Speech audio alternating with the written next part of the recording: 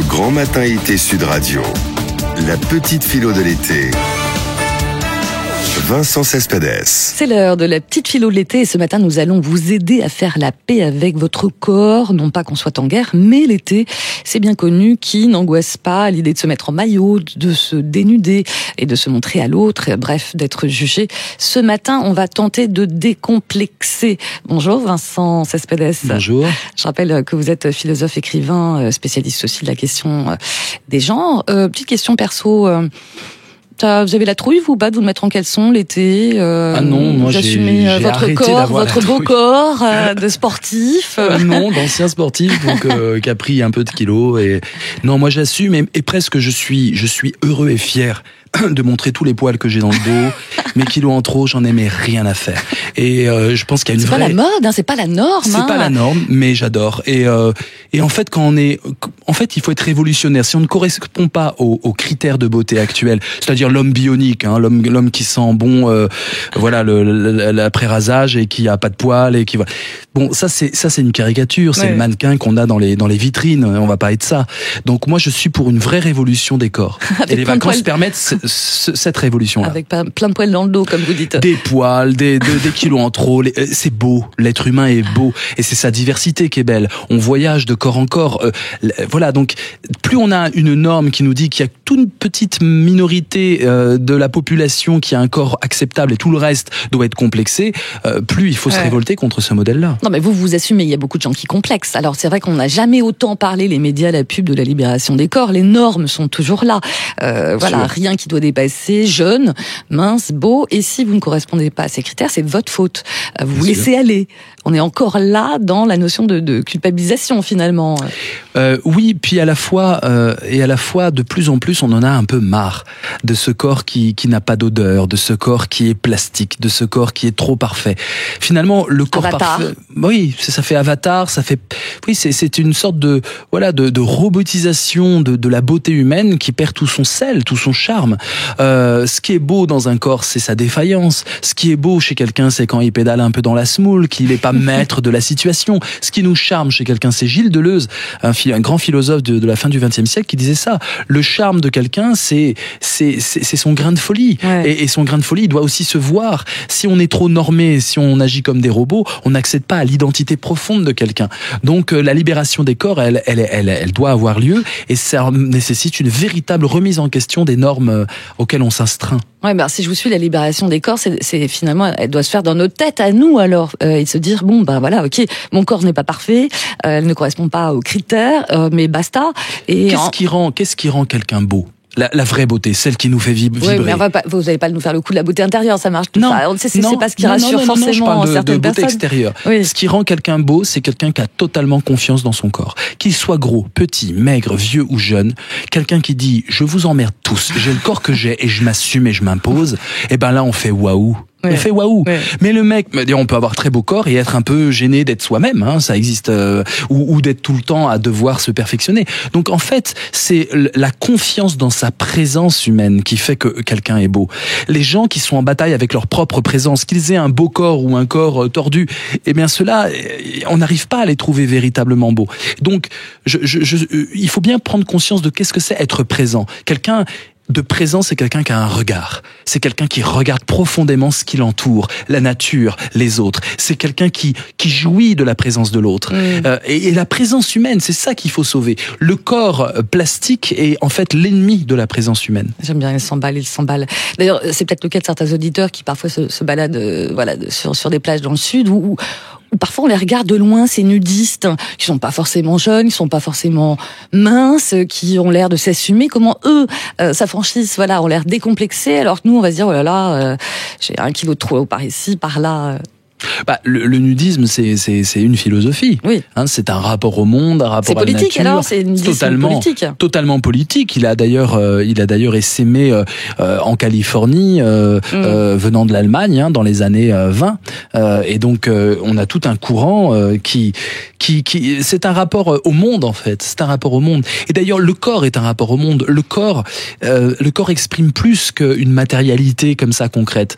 Il exprime ce qu'on appelle dans un courant de la philosophie philosophie avec un nom compliqué, la phénoménologie, Oui, un style d'être. Mais ça parle, un style d'être. J'ai pas simplement une apparence, j'ai aussi un style. Comment je bouge, comment je ris, comment lorsque j'ai peur je recule, comment j'ose, et souvent on reconnaît quelqu'un au loin, non pas parce qu'on voit les contours de son corps et de son visage, on reconnaît le style d'être, la façon de se mouvoir. Ouais. C'est notre rapport au monde qui s'exprime à travers nos rides, à travers notre corps, à travers tout ce qui émane de notre corps. Donc le corps est plus grand que le corps. C'est un halo qui nous entoure et c'est notre style d'être qui s'exprime. Et on peut tomber amoureux d'un style d'être de quelqu'un. Pas simplement ce qu'il dit, pas simplement ce qu'il aime, mais sa façon de respirer la vie, de danser le monde. Danser le monde. Moi, je sens que c'est un discours qui va plaire à beaucoup et en décomplexer certains. Et en même temps, sur les plages, moi, je trouve qu'il y a de moins en moins de seins nus, par exemple, que ce soit chez les jeunes femmes ou moins. C'est quoi? C'est un retour de la pudibonderie collective? Ah non, c'est un vrai formatage des jeunes à se refaire les seins. Et ça existe notamment par le biais de la télé. Ouais. J'ai pu faire quelques débats avec des chirurgiens spécialisés en la matière. Il y a une volonté de passer par la case perfection à travers la chirurgie. On le voit dans des pays où vraiment c'est devenu des institutions comme au Brésil par exemple. Chez les plus jeunes en plus. Chez les plus jeunes, ouais. On complexe la gamine de 14 ans qui a même pas les seins qui ont fini de pousser et on lui dit attention, etc. Donc là aussi c'est des critères qui finalement nous font passer à côté de l'essentiel parce qu'à trop se soucier de l'apparence que l'on a, on oublie finalement de danser le monde. Le rapport à l'autre c'est une relation où ça vibre. Le corps doit vibrer. Et on peut avoir un beau corps, mais s'il n'y a pas de vibration qui émane de ce corps, s'il n'épouse pas les rythmes, si quand il y a un petit bruit de tam-tam, il commence pas à remuer un peu, eh bien, on peut avoir un beau corps et avoir un balai dans le cul, tout simplement. L'expression est géniale. Qu'est-ce que ça veut dire, un balai? Non, mais réellement, c'est une expression très populaire et très répandue. Un balai dans le cul, ça veut dire qu'on a une rigidité, on n'arrive plus à casser son axe de corps. Pas faux. Alors que, je sais pas, c'est peut-être qu'on voit en vidéo. Vous allez faire une démonstration, là? Voilà, non, mais, alors que normalement, un corps, il a le droit de se poser, il a le droit d'utiliser tout le volume qu'il y a autour de lui. Mais le balai dans le cul, c'est justement cette rigidité que l'on retrouve dans des corps qui sont très beaux. Nos politiciens peuvent avoir des beaux corps et avoir ce fameux balai.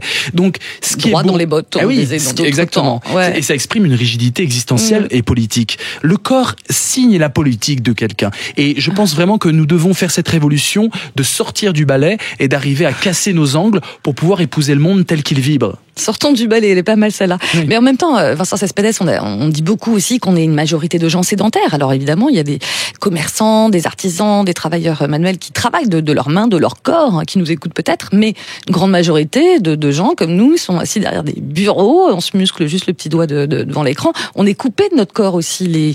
Il est devenu virtuel ce corps. Voilà, c'est un phénomène aussi. Bah oui, il faut qu'on profite. Alors moi, je suis pas pour le sport à tout craint. Non, ça j'ai cru comprendre. Voilà. Ouais. Je trouve qu'on en fait des tonnes avec le sport. On veut même qu'il moralise la jeunesse, alors que le sport est immoral par nature. Enfin bref, je vais pas m'étendre là-dessus. Le sport est immoral. Bon, ça sera l'objet d'un autre. C'est un autre débat, mais le sport va tellement bien avec notre société de compétition. Non, je pense que. Oui, no sport, disait Churchill, exactement, en fumant son cigare, quand on lui disait, mais comment vous faites pour avoir autant la pêche? Le sport nous éloigne finalement de tous les jeux possibles avec l'autre. Mais le corps, c'est danser, le corps, c'est jouer avec des enfants, le corps, c'est promener son chien et rouler dans l'herbe, le corps, c'est prendre toutes les postures que le monde, finalement, nous engage à prendre. Il y a un rapport poétique et créateur avec son corps qu'on oublie. Et donc, on doit réinventer comment je me transforme au contact de la nature à travers mon corps. Je suis pour un corps qui oublie de se regarder, en fait. Le grand problème actuel, au XXIe siècle, c'est que on pousse les yeux à regarder le corps au-dessus duquel il juge. Moi, je pense qu'il faut vraiment qu'on arrête de se regarder soi-même et qu'on regarde l'autre dans sa beauté. Et la beauté, c'est une danse, c'est une chorégraphie intime qui s'expose. Et c'est ce qui fait que même si j'ai un plus beau corps, je vais quand même rester avec celle avec qui j'ai fait une chorégraphie, un bout de chemin ensemble. Ce qui nous séduit chez l'autre, c'est pas la beauté d'un corps, c'est comment ça vit le monde. Et le corps est témoin de ça. Le corps qui change aussi. Exactement. Bah écoutez, bien emballé, bien. Finalement, il faut accepter ce corps comme si c'était notre meilleur pote, même s'il est pas parfait. Ça vous va pour résumer? Oui, notre corps c'est nous. Il faut prendre soin, c'est-à-dire le nourrir de choses, de vibrations. Il faut vous nourrir le corps de bonnes vibrations. Allez, on vibre. On se retrouve samedi prochain pour la petite philo de l'été, Vincent Cespedes, et on parlera tout autre chose, d'appartement, de covoiturage. Bref, est-ce que on vit une nouvelle philosophie du partage, ou est-ce que c'est aussi le business du partage qui profite de la crise? Voilà pour le sujet. Et puis bien sûr, vous pouvez vous aussi laisser vos commentaires sur notre compte Twitter. Merci, on revient.